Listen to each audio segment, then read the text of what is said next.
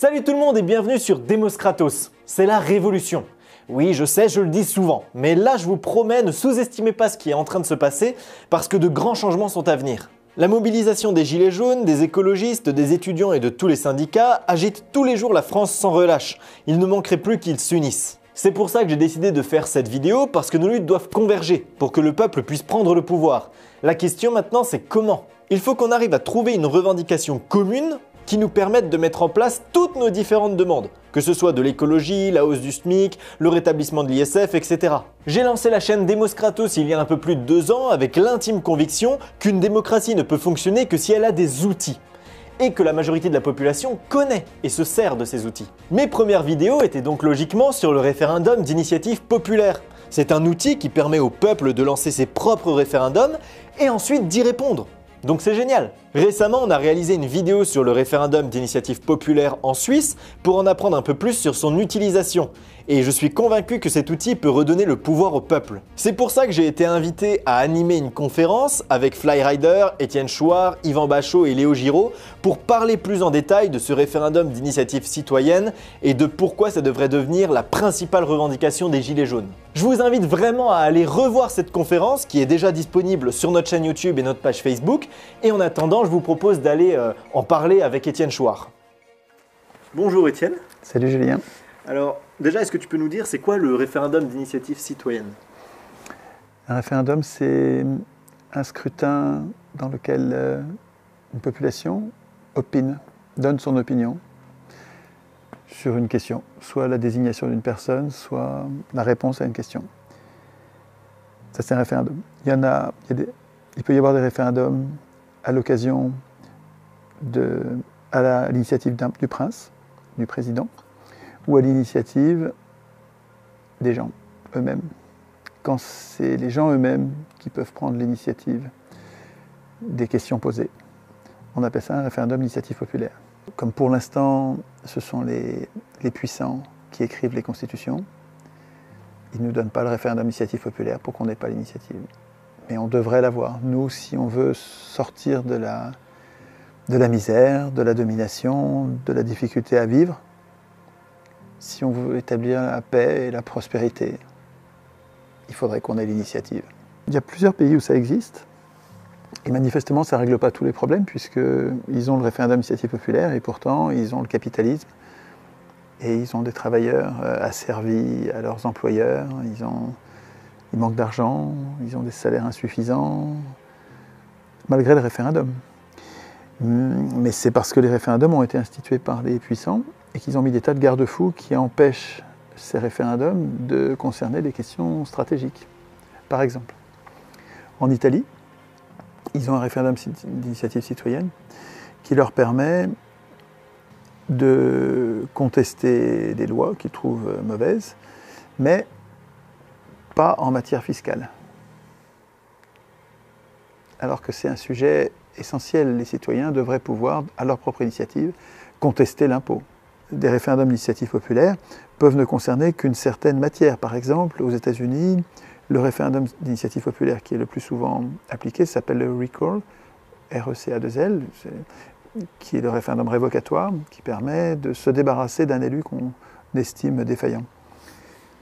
Ça, c'est pas en toute matière, c'est-à-dire que tu ne fais pas grand-chose avec ça. Avec ça, tu te débarrasses de quelqu'un que tu considères comme particulièrement pourri. Et alors pourquoi les Gilets jaunes devraient en faire leur revendication principale de ce référendum d'initiative citoyenne en toute matière ? Ils ont publié une liste formidable d'une 40aine de points qui sont vraiment intéressants, sérieux, mais qui sont tellement divers qu'ils affaiblissent la puissance du mouvement qui les réclame. Toutes ces revendications, toutes, sont accessibles par référendum d'initiative citoyenne. Avec le RIC, on aura accès à tout ça, plus ce qu'on a oublié, plus ce qu'on ne pouvait pas encore imaginer et qui apparaîtra au fur et à mesure. C'est-à-dire qu'avec le RIC, on obtient une puissance durable, une puissance politique, c'est ça qui nous manque. Avec une revendication, on va régler toutes les revendications et bien d'autres encore. Mais il y a un autre argument de forme sur la négociation. Si dans une liste de 40 revendications, on met le RIC au milieu de 39 autres, les élus qui vont dire oui ou non, les ministres qui vont dire oui ou non, eux, ils savent très bien ce qu'ils ont à perdre du RIC. Je peux te dire que pour eux, le voyant rouge, le truc, gros danger de mort politique, c'est le RIC dans la liste. Et donc, c'est pain béni pour eux de prendre les 2 premières, les 3 suivantes, quelques plats de lentilles. Par rapport au RIC, c'est quelques plats de lentilles. Augmenter le SMIC à 1300, mais puis ils s'en foutent complètement. Dans quelques années, l'inflation aura tout bouffé. Donc ils s'en foutent. C'est pas, Et donc, dans une liste de 40, ils ne vont pas nous donner le RIC. Et en plus, ils n'auront même pas à argumenter. Ils vont botter en touche. Ils vont ramener la conversation vers ce qu'ils ont donné ou d'autres choses qu'ils n'ont pas donné pour expliquer pourquoi ils n'ont pas donné. Et ce sera facile de même pas discuter. Si on n'en prend pas 40, on en prend 2. Ok, une sur le pouvoir d'achat, disons 1500 de SMIC minimum et de retraite minimum. Ça, c'est une revendication. Retraite et SMIC minimum. Donc ça sort tout le monde du pétrin immédiat, quoi. Et le RIC.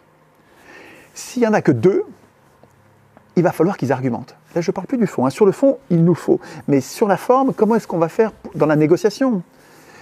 Comment ils vont faire pour éviter de dire pour quelles raisons ils ne veulent pas le RIC? Ils ne vont pas pouvoir éviter. Il va falloir qu'ils disent pourquoi ils ne veulent pas du RIC. Et parce ce sont des démophobes, des antidémocrates, et ça va se voir comme le nez au milieu de la figure. Parce que leurs raisons vont être absolument, évidemment mauvaises. Et est-ce qu'avec le RIC, on a encore besoin de représentants? C'est parce que nous avons l'intention de ne pas faire de la politique toute la journée, on n'a pas l'intention de discuter toutes les lois, on n'a pas l'intention de voter toutes les lois.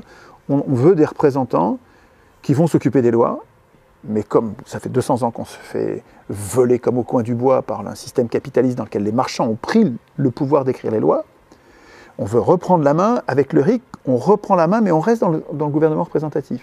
Mais de notre point de vue, du point de vue des Gilets jaunes, qui sont, comme je les observe sur les ronds-points et les péages, qui sont des débutants constituants, quand ils parlent du RIC, ils se sont hissés, ils ont quitté le législatif, ils sont en train de s'occuper de la façon d'écrire les lois, pas des lois, de la façon d'écrire les lois. Donc c'est tout à fait majeur comme...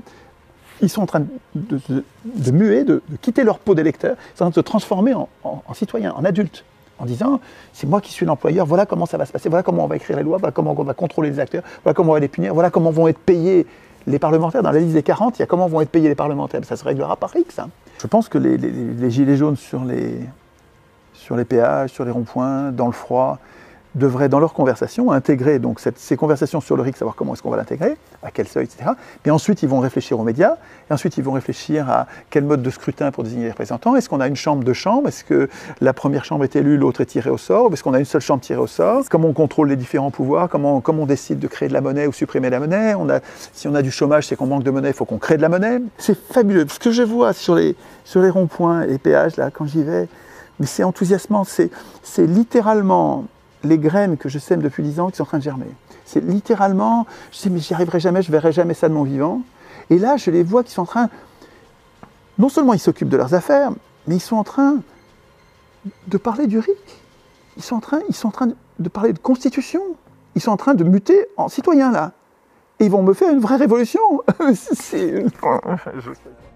En conclusion, le référendum d'initiative citoyenne doit devenir notre principale revendication, parce que c'est un outil démocratique extrêmement puissant. Plutôt que de chercher à faire pression sur notre gouvernement pour qu'il s'occupe un peu de l'écologie, pour qu'il s'occupe un peu des plus pauvres, etc., eh bien on pourra directement consulter le peuple via référendum. Quelles que soient nos envies, cet outil pourra nous donner satisfaction. Si le sujet vous intéresse, je vous conseille d'aller voir les premières vidéos que j'avais réalisées sur le référendum d'initiative populaire, ou alors la dernière vidéo qu'on a réalisée en Suisse pour voir comment ils utilisaient cet outil. Et puis ne vous inquiétez pas, dans les semaines qui viennent, je vais réaliser d'autres vidéos sur ce sujet, donc n'oubliez pas de vous abonner et de mettre la petite cloche.